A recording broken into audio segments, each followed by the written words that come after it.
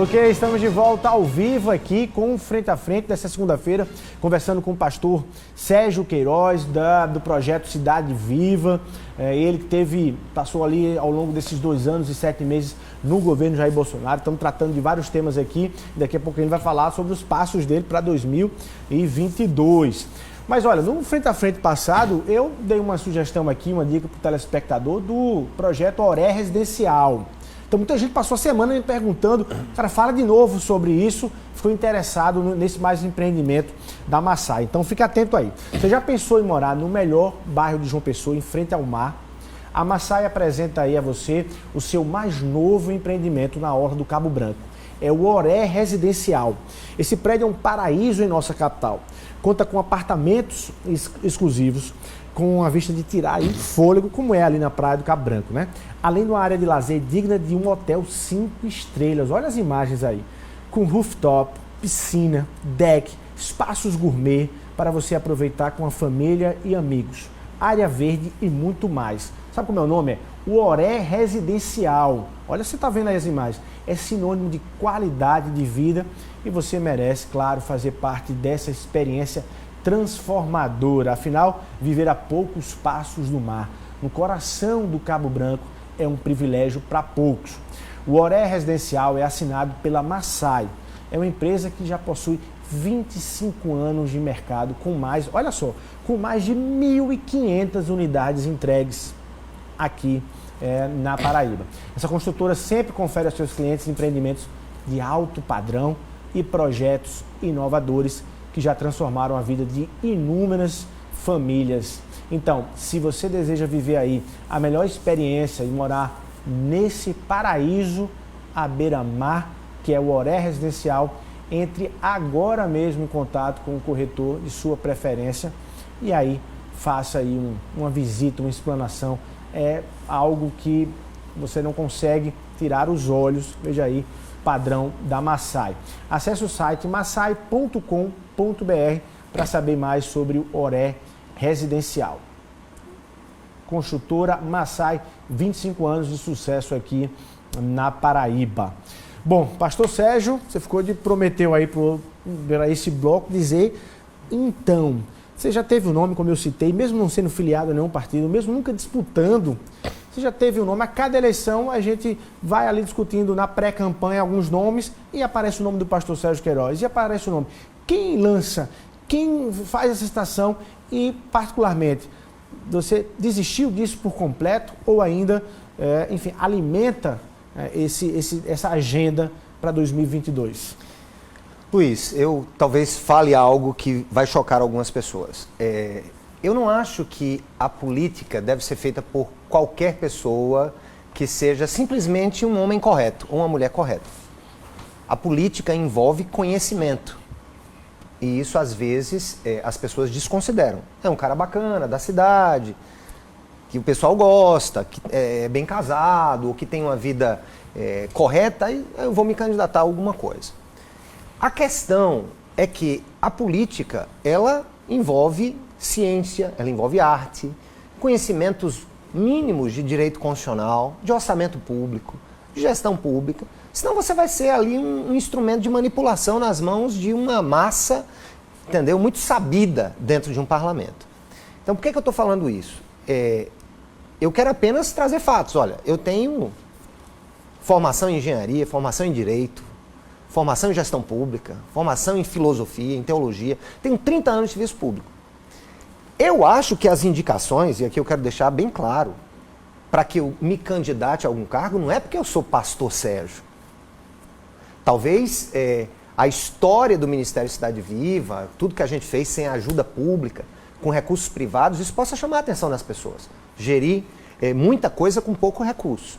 Mas as pessoas que chegam para mim e dizem, você deveria ser tal, muito mais por causa do procurador, servidor público, gestor, engenheiro, dessas experiências do que propriamente da igreja. Então, eu quero dizer o seguinte, eu não sou a favor de que simplesmente, eu sou pastor, sou conhecido, ou eu sou padre, sou conhecido, ou eu sou jornalista, sou conhecido, ou sou radialista, sou conhecido, e eu vou aqui ser político. Não, você pode ser, no máximo, um incompetente honesto. Ou um honesto incompetente. Nós precisamos na política de honestidade e de competência. Você pode ser muito competente e ser desonesto. Você vai ser uma tragédia para o Brasil. E você pode ser muito honesto e incompetente na gestão ou nas questões. Os dois estão incompletos. Você vai fazer talvez mais mal ainda. Então, o meu clamor é para que se levante na sociedade homens e mulheres competentes para aquilo que vão fazer, que é uma tarefa de liderar um povo, e sejam honestos. Então, diante do que levantam a respeito do meu nome, eu só tenho a agradecer. Mas eu ficaria muito triste se o meu nome estivesse sendo levantado porque eu sou o pastor Sérgio da Cidade Viva. Mas o que a igreja diz? O que a nossa igreja diz? Primeiro que eu sempre respeitei demais a igreja.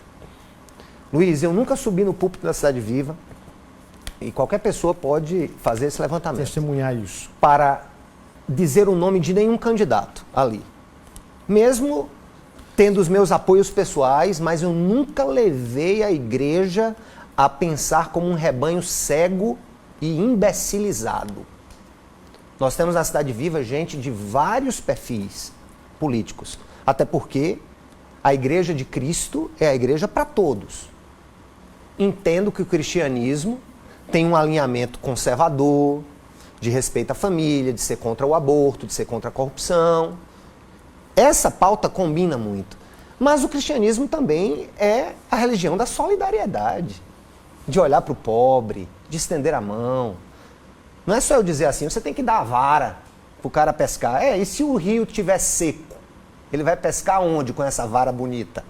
Então tem hora que você tem que dar água, tem que dar o rio, tem que dar o peixe, tem hora que tem que dar a vara e ensinar o cara a pescar. Então eu estou fazendo essa contextualização porque eu não ousaria dizer o que a minha igreja pensa a respeito disso. Primeiro, que ela é muito grande. Segundo, que eu não tenho procuração para falar o que é que a igreja pensa politicamente a respeito de uma carreira política para mim. O que eu sei é... Você também nunca deixou, desculpa, não quero... Eu nunca joguei, até porque isso aqui eu vou dizer publicamente para que se um dia acontecer, e isso é uma das coisas que mais me privam, para que eu seja candidato, a primeira coisa que eu vou fazer é pedir afastamento da igreja, meu amigo. Porque eu não vou usar o púlpito da minha igreja para pedir voto para mim e nem vou visitar a igreja de ninguém para pedir voto para mim. Se tem uma coisa que eu discordo profundamente, é de candidato que peregrina em igreja, pedindo voto. E de concessão de púlpito a candidato. Faça sua política pessoal, use as suas redes sociais. Então isso para mim... Você nunca fez isso e nem deixou que se fizesse lá na Cidade Viva? Nunca deixei que se fizesse. E eu quero que alguém diga o contrário. Dentro dos cultos, o nome que é pregado é o de Jesus Cristo. Então, isso para mim causa terror quando eu penso, poxa, se um dia eu for me candidatar, eu vou ter que pedir para sair, porque eu não vou. Não combina comigo permanecer ali. Não combina, eu tenho que ser honesto comigo mesmo e com as pessoas que me acompanham há tantos anos. É uma declaração e uma revelação extremamente interessante, no mínimo, para usar esse termo. Você fala do conservadorismo, o evangelho de certa forma, faz essa defesa do ideal conservador. Você fez recentemente uma pregação, dentro de uma pregação, teve um trecho que acabou saindo ali dos muros, né, do próprio culto, da própria igreja, caiu ali um pouco nas redes sociais, enfim. Eu queria ouvir um pouco, é um trecho pequeno, você explicar um pouco pra gente, mas a pergunta que eu vou querer fazer para você é assim, se o presidente Jair Bolsonaro não acaba fazendo um pouco dessa exploração também do conservadorismo com a igreja e faz esse link que você disse que não é um link interessante, não é uma vinculação interessante. Mas eu quero que você inclusive explique um pouco desse trecho. A gente ficou muito especulando, né? A imprensa, quando não tem informação, ela especula, é proporcional. Vamos ouvir ali o pastor Sérgio numa pregação e falando especificamente sobre conservadores de Araque. Você que é homem de bem, mulher de bem, conservador, quero falar para você, tá? É muito interessante, né, meu amigo? Você está olhando para mim, você que é conservador, que se diz conservador, é muito interessante, né? Você é contra o aborto, né?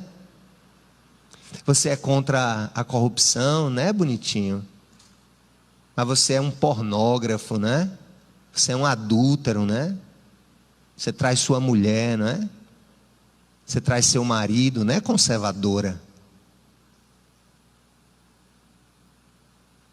Esse conservadorismo que nós temos assistido aí, em que pessoas escolhem algumas coisas bacanas para defender, mas tropeçam em outras inomináveis, é um conservadorismo de Araque, mentiroso, do inferno. Você não passa de um pústula mentiroso, mentirosa. O Espírito Santo muda a vida da gente. Não é teoriazinha política barata, não. É o Espírito Santo que muda a vida da gente. E se você não for transformado pelo Espírito Santo, você vai para o inferno com todo o seu conservadorismo. Pastor Sérgio Queiroz. Rapaz, você Pra pegou que- aí o negócio. é. Foi catar a minha vida, foi fazer... Que trecho é esse? Assim, Você por é que jornalista ou detetive?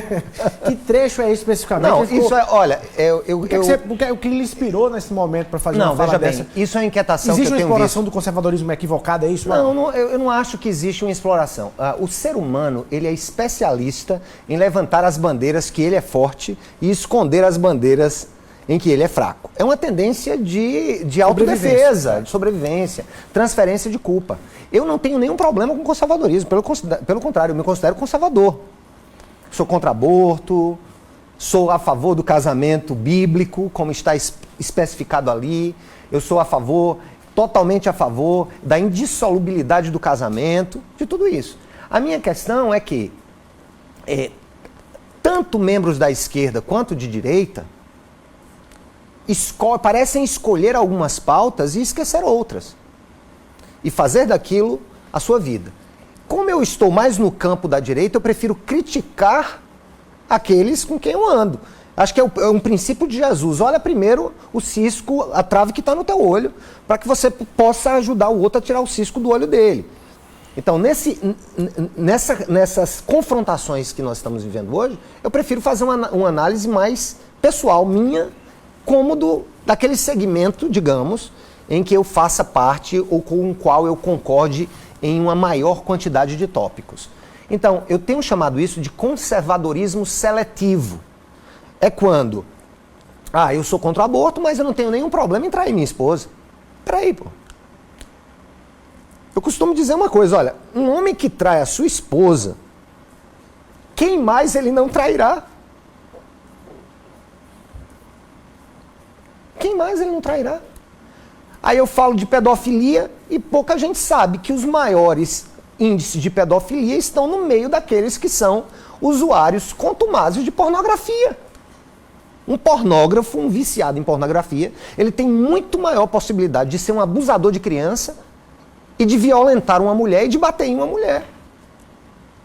Isso é pesquisa sobre mas isso. vai pra rua gritar. Vai pra rua gritar, eu sou Valores contra o familiares. aborto. Tudo bem, valores familiares, tem que ser todos os valores familiares. Não aqueles que você não é fraco e defende. Então a minha fala foi sobre isso. Não foi absolutamente sobre A, B, isso é sobre mim, sobre nós, Luiz. A grande necessidade do povo brasileiro é a autoanálise. A gente olha o que está acontecendo no quintal do outro e a nossa casa está caindo e nós não mexemos uma palha para ajeitar a nossa vida. Isso aqui não tem nada a ver com religiosidade barata, não. Eu estou falando aqui daquilo que deve ser a coerência da vida de um homem e de uma mulher. Olhar para si, corrigir-se, autocorrigir-se.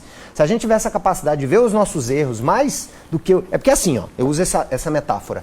Para o erro do outro eu uso telescópio e microscópio. Para os meus eu sou míope. Ou astigmático. Ou tenho hipermetropia. E aí você fala do processo transformador real. Real. Aquilo que transforma não só a fala, transforma Exatamente. a vivência. Deus está escrevendo no livro da vida e no livro da história todos que têm usado o nome dele em vão. Eu não me atrevo a dizer quem são essas pessoas, porque eu não sou juiz de coração de ninguém. Você me pergunta, você acha que o presidente Jair ou a Bolsonaro BOC... usa? Eu não ousaria fazer essa análise. Eu faço análise de mim mesmo. Eu tento não ser seletivo nas minhas escolhas morais. Eu tento, de ponta cabeça, ser fiel a Deus. Agora, não pelas minhas qualidades. pela graça de Deus que foi ministrada a mim. Quando foi sua experiência com Deus? Como foi? Quando foi? Como foi? Eu tinha 23 anos. Eu estava com minha esposa, que era namorada na época, e um amigo comum. Eu tinha passado num concurso do Fisco do Estado. Isso lá em 1994. Você já passou, eu já contabilizei uns 5 concursos que você já passou, é isso? Uns 5 ou 6 concursos que eu passei, assumi 3. E fiscal do Estado. Eu não assumi porque eu tinha feito fiscal do trabalho. O auditor fiscal do trabalho era federal, eu fui pro federal. Mas no treinamento do fiscal estadual, eu conheci uma pessoa do Rio de Janeiro que passou no concurso. Esse cidadão, um colega, um amigo, Davi, nos levou, eu e Samara, para um show gospel. E eu, tocando um Pink Floyd, eu tinha uma banda Pink Floyd cover aqui em João Pessoa, rock progressivo. E lá, ele nos levou para jantar. Eu não gostei do show, achei brega demais, para o meu gosto musical de rock progressivo na época. E ele nos levou para jantar, ele e a esposa. E ele apresentou Jesus para mim de uma maneira tão simples, tão didática, e que eu disse, poxa, eu estou aqui, sou engenheiro, estou terminando direito, e nunca me debrucei dessa maneira sobre quem é Jesus. Ah, você não tinha essa caminhada? Não tinha caminhada nenhuma, nem você na igreja católica, não... nenhuma. E ali naquele restaurante... Deus se revelou para mim, não fui eu que o achei, ele se deixou encontrar por mim e por minha esposa. A gente foi para casa dele, ele fez uma oração por nós, e ali de maneira sobrenatural, não foram grandes discursos, nem grandes compêndios teológicos, foi o compartilhar da experiência dele para mim, a experiência dele com Cristo, que aquilo transformou a vida da gente.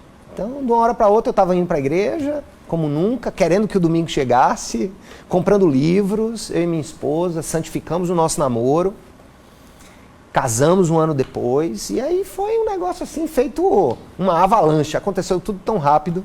E foi igreja batista, protestante? A primeira igreja que eu frequentei foi uma igreja presbiteriana, então as minhas primeiras mensagens foram numa igreja presbiteriana, e havia um culto aqui na primeira igreja batista aos sábados, para jovens, que era o pastor Kerli. Certo. Pastor Kerli Carneiro, pastor Estevão. E aí eu fui para lá com minha esposa, a gente era muito jovem, e de repente souberam ali que eu era tecladista de uma banda, né? E me chamaram para ser tecladista da banda dos jovens. E aí, embora eu tenha me convertido em igreja presbiteriana, eu me batizei, né? Fiz profissão de fé na igreja batista. E desde lá fiz seminário, me preparei e fui ordenado em 2002. E o projeto Cidade Viva, que é amplo demais, a gente perderia uns 5 minutos para dizer só... Ainda bem que você esqueceu a política, né, amigo? Não, quero voltar no final, porque tem gente aqui mandando dizendo assim, o pastor Sérgio não respondeu objetivamente se será ou não em 2022. Candidato, povo curioso. Mas eu vou perguntar para a gente ter mais um intervalozinho aqui. E o Cidade Viva veio logo depois disso, e é um projeto amplo. Uhum. É igreja ou é só a fundação? A Cidade Viva é uma igreja que foi plantada pela Igreja Batista, primeira Igreja Batista, pelo pastor Estevão. Ela foi plantada no ano de 2002. O modelo batista é um modelo da democracia americana. As igrejas batistas, elas são autônomas e elas se vinculam por laços de fraternidade a convenções. Nós não temos um papa sobre nós, nem um bispo primaz, como é comum ainda mesmo em igrejas protestantes, como luterana, anglicana. Então, o modelo batista é de autogestão de cada comunidade. Então, depois que essa igreja foi plantada, ela foi emancipada. Eu fui convidado para assumir a titularidade dessa igreja em 2004. Ela tinha sido plantada em 2002. E o nome da igreja, a primeira igreja batista do Bessamá. Ninguém conhece assim, né? Passou a ser conhecido como Cidade Viva depois que a gente começou um projeto com várias áreas sociais em João Pessoa. Morador de rua, dependente químico, órfãos, treinamento de presidiários para fazer reinserção social. E eu dei o nome desse projeto missionário de Projeto Cidade Viva. E aí a igreja passou a ser conhecida como Igreja Cidade Viva. Mas nós somos uma igreja batista, vinculada à Convenção Batista Brasileira e à Aliança Batista Mundial. Somos batistas. E somos especialmente batistas reformados. Isso em razão da minha experiência presbiteriana. Nós temos muito da teologia presbiteriana também dentro da igreja. E o projeto social cresceu, a gente criou uma fundação para cuidar do projeto social da igreja, que foi aí sim, Fundação Cidade Viva. Então hoje a gente chama de Sistema Cidade Viva essa junção da igreja, das igrejas são plantadas, dos centros sociais, da escola, da faculdade, que tem apenas 3 anos. Inclusive, o nosso curso de Direito foi aprovado recentemente como nota máxima. A gente já tem teologia, vai ter direito em breve. E daí passou a ser conhecida por Cidade Viva. Bom demais. Vamos para o próximo bloco e aí a gente fecha só de política, porque tem a pergunta: você é ou não é candidato em 2022? Por qual partido? O ministro Marcelo Queiroga, da Saúde, foi citado pelo presidente Jair Bolsonaro como uma possibilidade de ser um quadro. E como é que você vê? Você prefere quem? Você queria estar no palanque de quem como candidato ao Senado? De Romero Rodrigues, ex-prefeito de Campina Grande? Do governador João Azevedo?